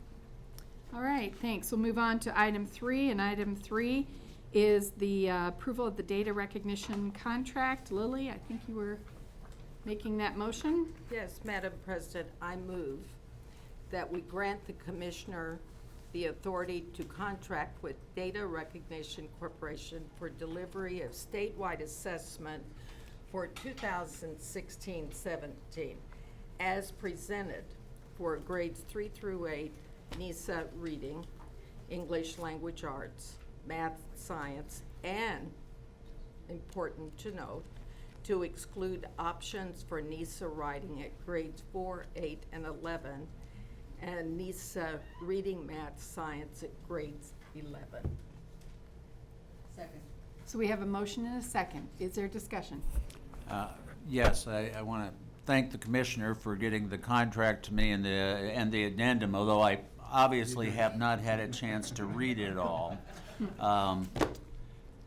I obviously have had some concerns about this, and you know, I'm going to vote for it under the, again, I haven't had a chance to read it, under the assurance of the commissioner and the staff that there is no contract period beyond the 4th year, that the 5th year that was envisioned in the contract is eliminated from the contract. So if I'm wrong, please tell me. Otherwise, I appreciate it and I'll vote for it. I'll just interject at this time, and it is the 4th year of a 5-year contract. There was an RFP that originated that contract, and as we discussed in our work session yesterday, it is a transition year for Nebraskan assessment, and this contract, 4th-year contract, reflects the transition year for next year, and next year will be a year of quite a bit of work for us as we look at what does assessment in Nebraska look like for 2017 and beyond. We'll also be looking at an RFP that'll be coming back in August to look at what we will be doing and proposing for high school assessment for 2016-17 for 1 year only. And then again, that discussion will be a part of next year. So as board members, we will have a busy year next year with our leadership from the commissioner and Valerie and Jeremy and where we move with assessment going forward. Any other, Lily? Yes, I'd like to comment because I have been concerned about issues that have occurred with the writing in particular. And I feel like this approach that we're going to has resolved that for the time being, and that you not only made this recommendation to us, but did a survey to see what administrators statewide thought in regard to it. And so with their recommendation, we're going this way, and I think that probably teachers will say, wow, less testing time too. So it's a matter of fact, that is why I feel comfortable doing this and knowing for a fact that there are other ways in which young people's skills at writing will be evaluated. Any other comments or questions? Hearing none, Denise, please call the roll. Patricia Tim? Yes. Rachel Wise? Yes. John Witzel? Yes. Glenn Flint? Yes. Lily Larson? Yes. Patrick McPherson? Yes. Maureen Nichols, Molly O'Halloran. 6 yes, 2 absent. All right, moving on to item 4, and that's to grant the Commissioner authority to approve a 3-year contract with the Regents of the University of California to gain access to and deliver the English language proficiency assessment for the 21st century to meet federal and state English language learner assessment requirements. Make the motion. Second. So there's a motion and a second. Is there discussion or questions? Hearing none, Denise, please call the roll. Glenn Flint? Yes. Lily Larson? Yes. Patrick McPherson? Yes. Patricia Tim? Yes. Rachel Wise? Yes. John Witzel? Yes. Maureen Nichols, Molly O'Halloran. 6 yes, 2 absent. Moving on to item 5 is grant the Commission authority to approve revisions in the attached special purpose agreements for the accredited special purpose schools having waivers under the provisions of Rule 10-013.04. So moved. Second? So we have a motion and a second. Glenn was motion and Patrick was a second. Any discussion? Hearing none. Denise, please call the roll. Patricia Tim? Yes. Patrick McPherson? Yes. Rachel Wise? Yes. Lily Larson? Yes. John Witzel? Yes. Glenn Flint? Yes. Maureen Nichols? Molly O'Halloran. 6 yes, 2 absent. Moving on to item 6, grant the Commissioner authority to approve accreditation of schools for the 2016-17 school year in accordance with the provisions of Rule 10-92 NAC 10, Regulations and Procedures for the Accreditation of Schools. So moved. Second. So we have a motion and a second. Is there any discussion or questions? Hearing none. Denise, please call the roll. Lily Larson? Yes. Glenn Flint? Yes. Patrick McPherson? Yes. Patricia Tim? Yes. Rachel Wise? Yes. John Witzel? Yes. Maureen Nichols, Molly O'Halloran. 6 yes, 2 absent. Moving on to item 7, grant the Commissioner the authority to approve accreditation of the schools currently classified as approved schools to operate as accredited in the 2016-17 school year in accordance with the provisions of Rule 10-92 NAC 10, Regulations and Procedures for the Accreditation of Schools. Move for approval. Second. Okay, we have a motion and a second. Any discussion? Questions? I would like to thank Frida for these last 3 items and for sharing all the background information also with us yesterday during the work session. That was very informative as it relates to our approved and accredited schools, so thank you very much. If there are no comments, we will take roll. Denise? John Witzel? Yes. Rachel Wise? Yes. Patricia Tim? Yes. Molly O'Halloran? Maureen Nichols? Patrick McPherson? Yes. Lily Larson? Yes. Glenn Flint? Yes. 6 yes, 2 absent. All right, we'll move on to item 8. Is there a motion to accept framework of recommendations for school safety standards? So moved. Second. So we have a motion by Lily, second by John. Is there any discussion or questions? One quick comment, if I may. Thank you, Jolene, for all your great work in regards to making this happen. It was a much needed and critical document that our schools have been asking for a long, long time, and now it's come to fruition. Thank you very much. And I'd like to thank you as well.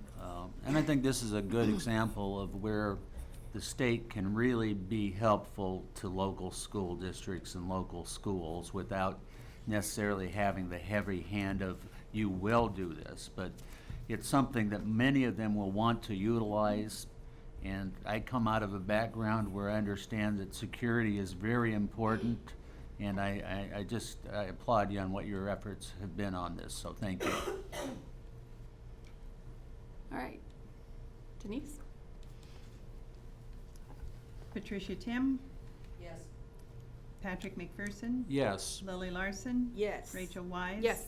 Glenn Flint, Yes. John Witzel, Yes. Maureen Nichols, Molly O'Halloran. 6 yes, 2 absent. We are going to hold on item 9. We will come back to item 9 after we go into an executive session on item 9, and so we'll move on to item 10. Item 10 is to approve board member request for resolution on Title 9. Is there a motion? So move. Second. There's a motion and a second. Is there any discussion? Yes, ma'am. First of all, I want to make it clear to the press that this resolution has nothing to do about taking $400 million from Nebraska schools through Title IX, because we don't have the authority. That money flows directly to those schools for the most part. There are some Perkins issues where we have some authority, but that is a much smaller amount. So this is not about a resolution that's going to deny $400 million in funding to Nebraska schools, assuming that the federal government were to sue on the issue. And secondly, it doesn't really allow anything. What this resolution does is it's a sense of the board. It's simply a response to an overreaching and illegal guidance threat from the Federal Department of Education to withhold Title IX funds from school districts across Nebraska and the nation. The federal law requires that changes of this nature be published in the Federal Register and that a 30-day comment be provided. The federal department hasn't followed that guideline. They hasn't followed that law in its threat or its guidance in not only promulgating its threat, but also in changing the very definition of sex under the law. Furthermore, to show you that this is not a state board issue per se, the Nebraska State Statute 79.2124 clearly puts all decisions of this nature in the hands of local school districts, not the state. And all this resolution does is simply suggest to the state or the local school districts and the parents that they need to make the decisions in regard to this quote, guidance from the federal government. The Attorney General of Nebraska made it clear yesterday that the Federal Department of Education has not followed the law, and in its so-called guidance or change of the definition of sex as it relates to the issue. An affirmative vote on this resolution will not cost any school district in the state the loss of Title IX funds, as it is those school districts that the law makes the decision, or the law says makes the decisions in this case. For those that are concerned about this issue, let me remind you that if one administration can, through its issue or guidance, change a law in this manner, another administration can come in and do the same thing to your adverse position.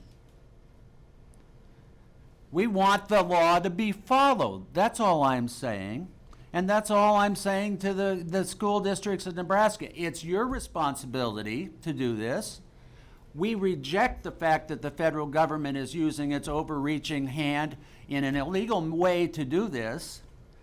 And it's your decision with you and your parents on how to do this. This isn't about hate of anybody or any group. You know, there are things that happen at a local level that I don't always agree with. I may not agree with what the NSSA did on transgender issues, But they did it, and it was a local issue, and that's where it should be done. I may not agree with what was done by the Omaha Public Schools on comprehensive sex education, but that's where it is, where the law says that these kind of decisions ought to be made. That's the reason I testified against 334, or the LR 334, because I don't think the state should be telling Omaha, Nebraska, and a little district out in Arthur, Nebraska, that they've got to do the same thing and they've got the same issues. So the Federal Department of Education wants us to do this. If they want us to do this, they should follow the law. They should publish this in the Federal Register. They should give period for comment. They should follow the law. Otherwise, we're all at jeopardy in the future whenever some administration decides, well, by this fiat, we're going to make this change. So, again, the resolution will not cost the state of Nebraska any money, and it allows the school district to continue to do what the state law and state statute says they are required to do. Thank you. Pat? I really appreciate, Patrick, that you have opened the conversation. I think this is a conversation that needed to be opened. And I've heard lots of different opinions today, and I plan on taking all of those to heart because a lot of things I heard today I hadn't heard before, and I think need to be considered. Having been on the board as long as I have, we do have a process. And that process in policy is to ask for review from time to time. And personally, I feel I've gotten a lot of information, not only from you, but from the Attorney General yesterday, and even the Attorney General was saying he wasn't ready to say what the state of Nebraska was going to do because he was still doing research. So I would like to move that the motion on the resolution be taken to the Policy Committee for review. So we have, I second that particular. so we have a motion to move the main motion to a committee, to Policy Committee for review. There's a motion and a second. I believe we vote on that motion first. Yes, we do, but we can have conversation. We can have discussion. Yes, we can. So is there discussion on the motion Yeah. to move the main motion on the resolution to committee for review? You know, I brought this here today because I think this requires a certain degree of urgency. We've got 245 school boards across the state of Nebraska that are finding a way to react to this. If we go through the policy committee, that means we're not going to have any response at all until August. And in the way the policy committee works, that means probably we won't even have a vote on this until September. You know, I believe this is important enough that we should not, I believe it's important enough that we should not vote to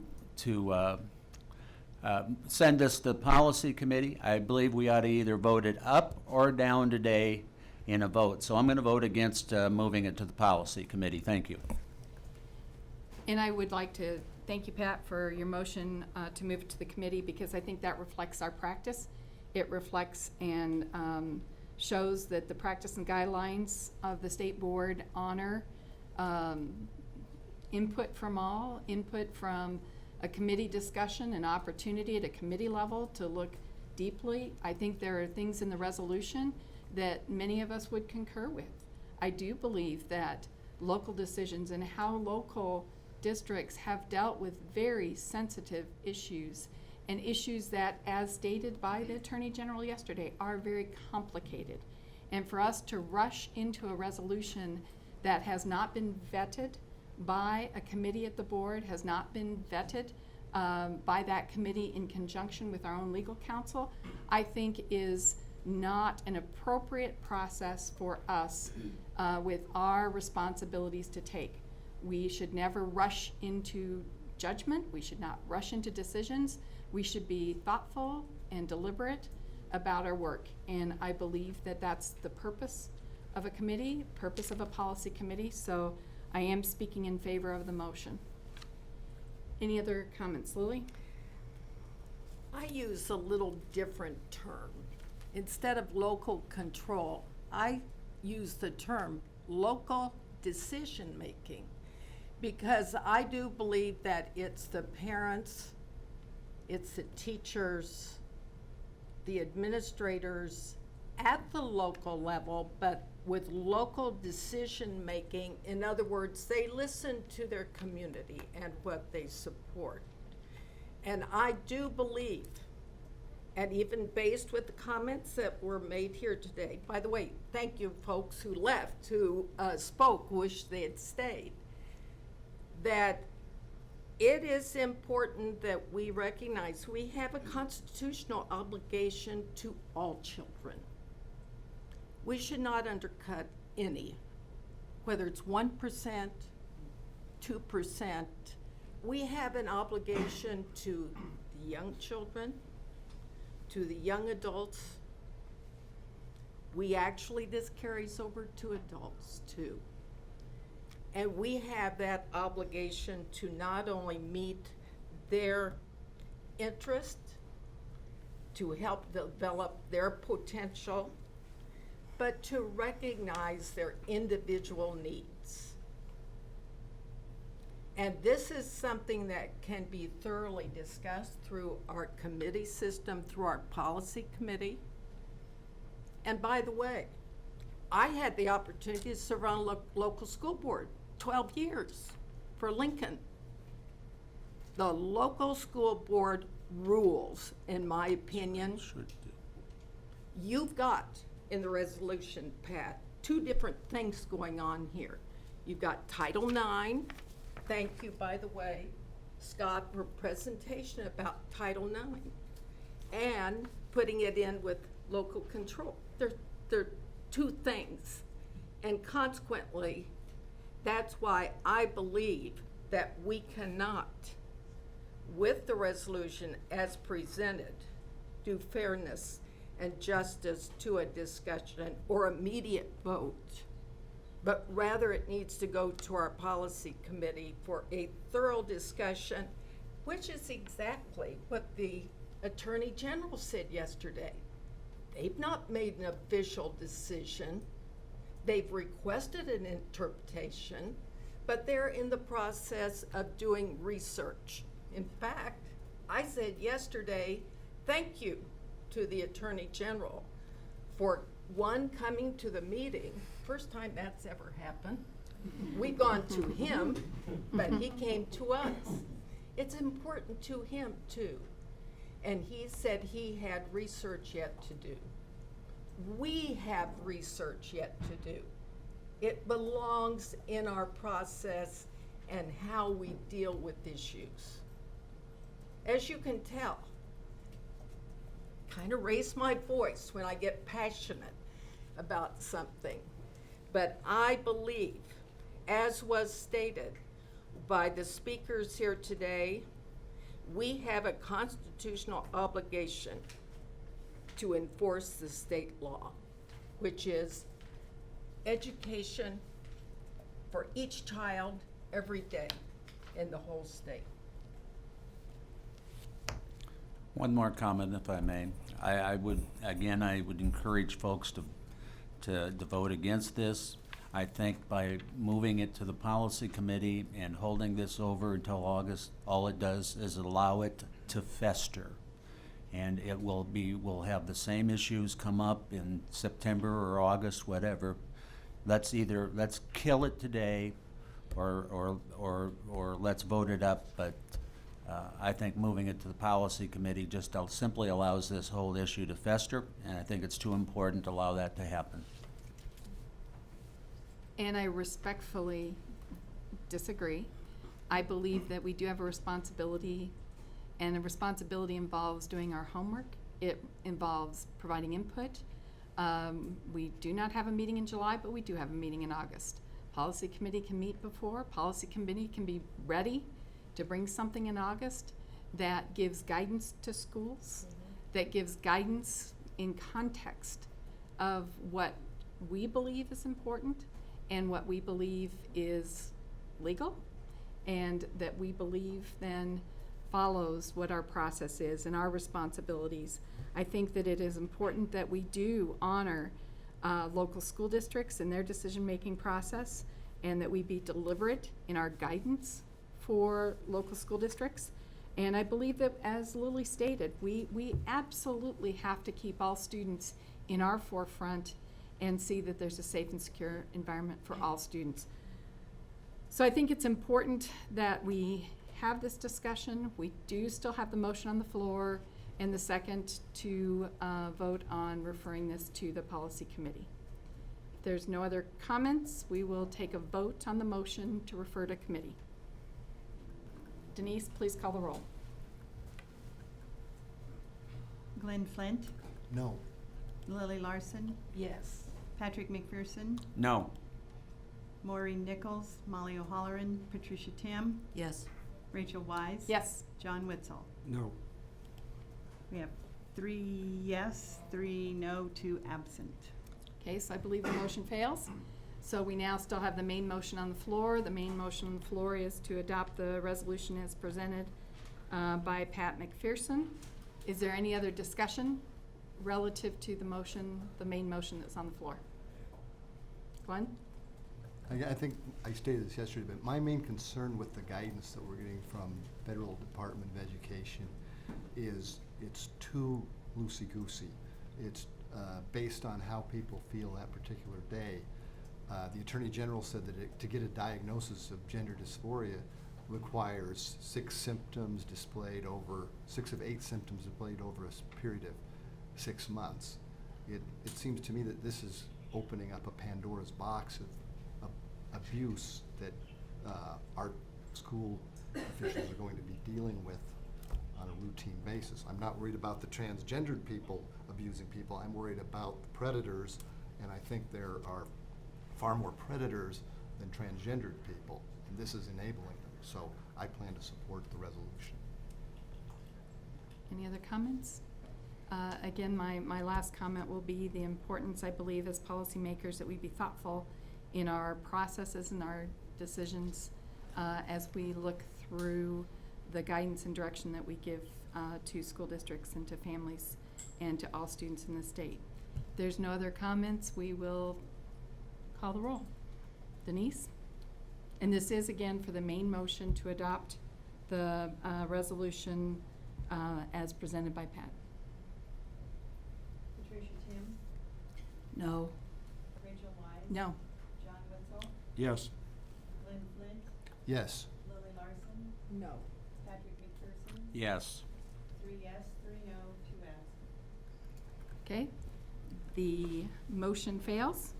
We will now move back to item 9 on our agenda, and prior to discussing item 9, we will move into an executive session to discuss the hearing recommendation. So is there a motion? Yes, Madam Chairman, I move that the State Board go into executive session to deliberate and receive advice from legal counsel on contested cases. Is there a second? Yes. So we have a motion and a second. Any discussion? Denise, please call the roll.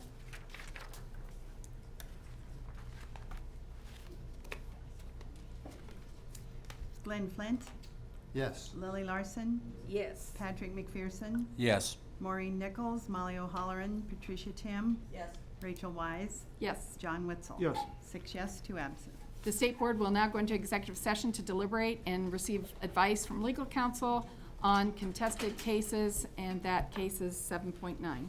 Thank you.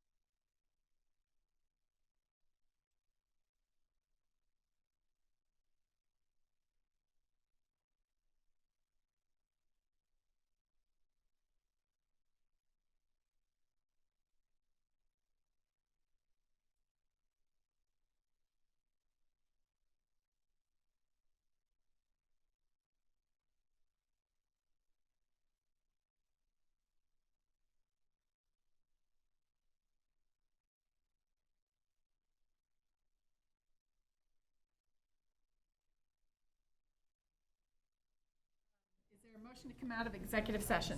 Madam President, I move that the board return from executive session to the full board meeting. Second. So we have a motion and second. Any questions or comments? If not, Denise, please call the roll. Glenn Flint, Yes. Lily Larson. Yes. Patrick McPherson. Yes. Maureen Nichols, Molly O'Halloran, Patricia Tim. Yes. Rachel Wise, Yes, I'm sorry. John Witzel. Yes. 6 yes, 2 absent. All right, thank you. We'll now move back to our action items, and it's action item 7.9. Consider the hearing officer's recommended decision in option enrollment, case number 16-01, Shada versus Pierce Public Schools. Is there a motion? Yes, ma'am. I move the state board adopt the hearing officer's proposed findings of fact, recommended conclusions of law, and recommended decision affirming the respondent school district's decision to deny the petitioner's option enrollment application in Nebraska Department of Education case number 16-01, Shada versus Pierce Public Schools, and adopt the proposed order prepared by legal counsel. Madam President, I second the motion. So we have a motion and a second. Is there any discussion? Hearing none. Denise, please call the roll. Patricia Tim. Yes. Rachel Wise, Abstain. John Witzel. Yes. Glenn Flint, Yes. Lily Larson, Yes. Patrick McPherson. Yes. Maureen Nichols, Molly O'Halloran. We have 5 yes, 1 abstain, 2 absent. All right, we will now move on then to item 8. Is there a motion, Clyde? I would like to make a motion that we put, I think it was 8E and 8D back on the consent agenda. These were the two I mentioned earlier, and I can't find what their numbers used to be. I'll second that if that's appropriate. If we can Yes, we have a figure out motion what to I'm doing. reinstate. I believe you're saying 8.4.E and 8.5.D. Okay, very good. Is That's that- what I meant. That's what I meant. Just clarifying. I just wanted to vent. I got it all out of my system in executive Okay. session. But there should be a streamlined way to handle this. I mean, this is worse than college admissions, honest to God. I couldn't believe it when I read that case. So I was just going to say, is there any discussion on this motion? This Thank is my you. discussion. Okay. Any other? Yeah, we had a second. So we had a motion, a second to reinstate items 8.4.E and 8.5.D into the consent agenda. There's no other discussion. Denise, please call the roll.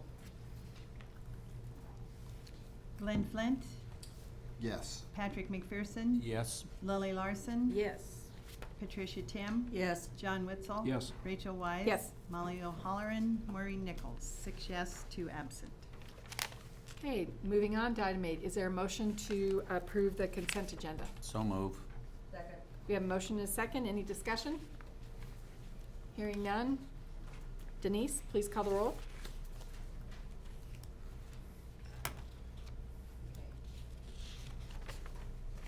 Glenn Flint, Yes. Lily Larson. Yes. Patrick McPherson. Yes. Maureen Nichols, Molly O'Halloran, Patricia Tim. Yes. Rachel Wise. Yes. John Witzel. Yes. 6 yes, 2 absent. All right. Next, we will move on to item 9, special presentations and discussion. And I would like to start with reading a resolution in recognition of the retirement of Margaret Worth. And I'm not sure if there she is. She's hiding. I'm so used to just going here, and I don't see the same smiling face that I used to see. I'm used to it too. So, Margaret, this is going to be hard to read. So, the Nebraska State Board of Education resolution recognition of the retirement of Margaret Worth. Whereas Margaret Worth has tirelessly and faithfully executed the laws of Nebraska as an attorney with the General Counsel's Office with the Nebraska Department of Education for the past 28 years. Whereas Margaret Worth has provided guidance and leadership to the Nebraska Department of Education, most recently as the General Counsel, serving as the Chief Legal Counsel to the Commissioner of Education, State Board of Education, and Agency Management. Whereas Margaret Worth has applied her extensive legal knowledge to understanding, explaining, and applying laws and regulations that are administered by or affect the department, including special education, early childhood, and adult programs. Whereas Margaret Worth served as president of the National Council of State Education Attorneys, NOSECA, in 2009 and program chair for the annual conference in 2010. Whereas Margaret Worth served on the board of the National Association of State Boards of Education, NASB, representing NOSECA in 2009, and whereas Margaret Worth's leadership and guidance will continue to benefit the Nebraska Department of Education long into the future after she retires July 1st, 2016 as General Counsel of the Nebraska Department of Education. Therefore, be it resolved that the Nebraska State Board of Education recognizes Margaret Worth's contributions and service to the Nebraska Department of Education, and that the Nebraska State Board of Education greatly appreciates the assistance Margaret Worth has provided to the board on behalf of the State Board of Education today, June 3rd, 2016. Again, Margaret, congratulations on your retirement, and thank you so much for all you have done.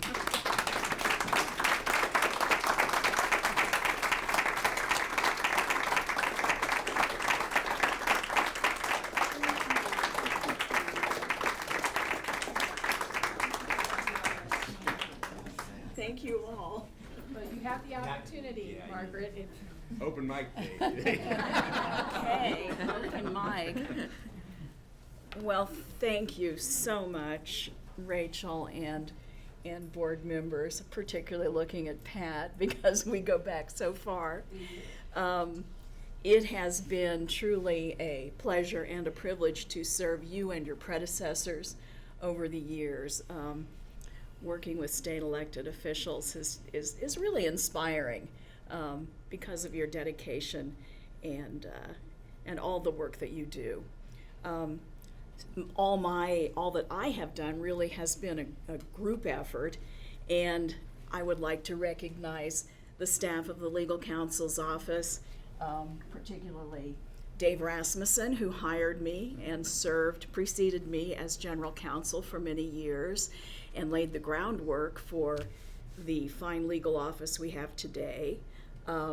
Scott Summers, of course, who is taking my place and also provided legal expertise to the office for many years. And I leave you in good hands. It makes me feel so good to be doing that. I hope you won't reconsider after today, kind of trial by fire. I also want to particularly recognize Brenda Widd, who has provided, support doesn't even begin to describe it. Brenda's my other brain, and I don't know what I would have done. Yeah, Brenda, right there. There you are. I don't know what I would have done without you all these years, Brenda. And then, of course, I want to recognize Nikki Sanders and Jeff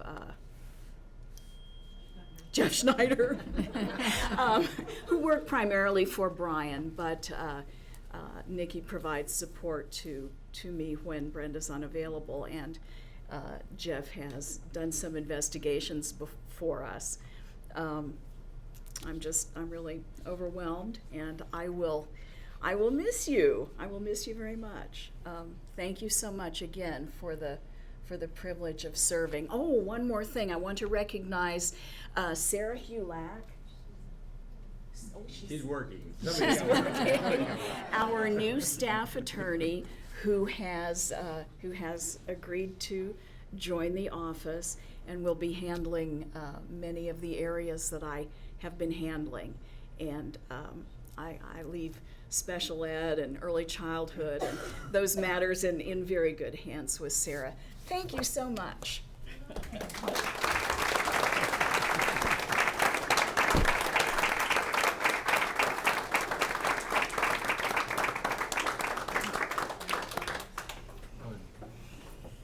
So as she walks away, I just got to say something, because here it is that, you know, I come in as a new commissioner, still learning on the job every day, but the reality is Margaret's been invaluable to me in my tenure and role. I know the same is true for past commissioners, and I got to say this because I thought it was so clever. It probably came from someone like a Scott Summers with a dry sense of humor that we got to experience, right?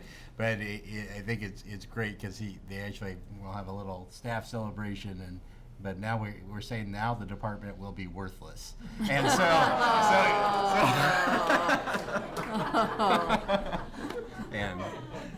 but thank you, Margaret, for everything you've done for me.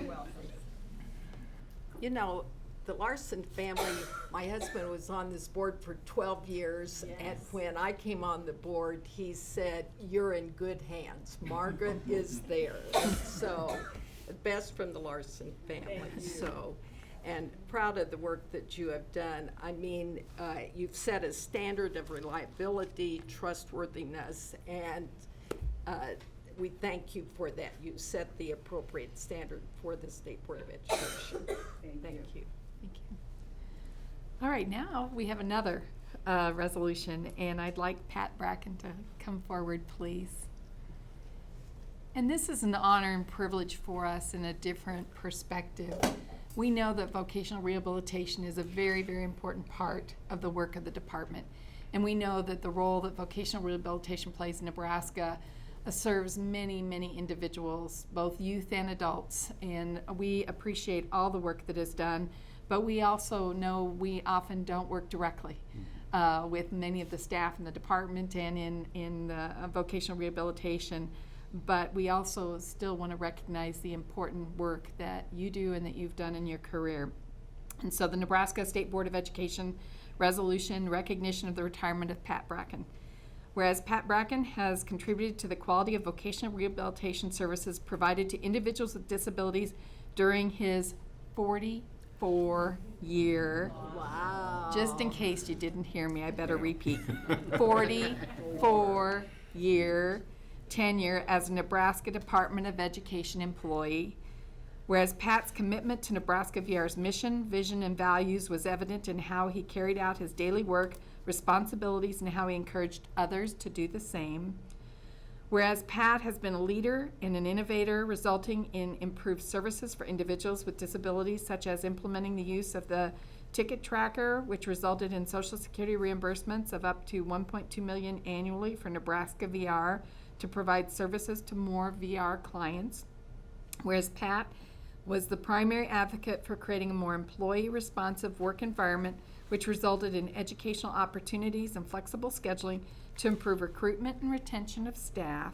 Therefore, be it resolved that the Nebraska State Board of Education recognizes Pat Bracken's contributions, dedication, and service to Nebraska VR and Nebraska's Department of Education and to individuals with disabilities. On behalf of the State Board of Education, today, June 3rd, 2016. Congratulations.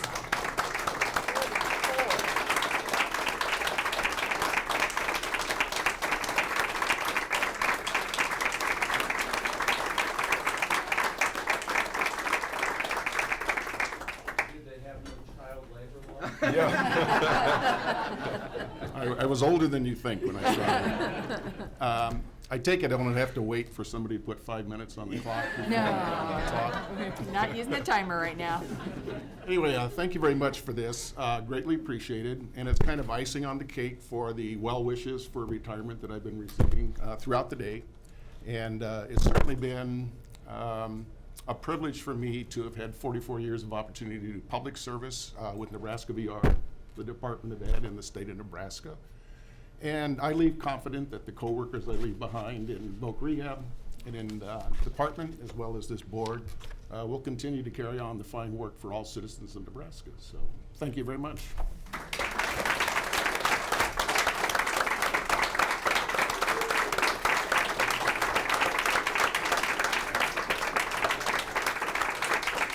Thank you so much, Pat, for your work and your contributions. So congratulations on your retirement. So. And I will tell you also with Pat, and even though the board doesn't work so directly with our VR staff, and I think it's it's very obvious that our staff is very close-knit in VR and that work. I will tell you, when we need so often I talk about Mark, when I need something, he's actually going and getting it from Pat. So I'm a little bit worried. I'm a little bit worried that Mark's really not all that good. No, Pat, Pat, so if we need you, and if we need you, I can find you. So we'll work on that too. So, but thank you for all you've done.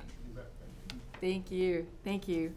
Now we'll move on to, I believe we're at item 10, and that's board reports, dates, and discussion items. You have received your updated list of meeting participation. Is there a motion to approve the meeting participation? I'll make the motion. So we have a motion and a second to approve the requests for meeting participation. Is there any questions or comments? Hearing none. Denise, please call the roll. Glenn Flint, Yes. Lily Larson, Yes. Patrick McPherson, Yes. Maureen Nichols, Molly O'Halloran, Patricia Tim. Yes. Rachel Wise. Yes. John Wetzel. Yes. 6 yes, 2 absent. Item 11 is our general information and written reports that you have and that you have received. And that moves us to item 12. A work session will be held on Thursday, August 4th at 2 p.m. and a board meeting will be held on Friday, August 5th at 9 a.m. in this room. Our meeting is adjourned.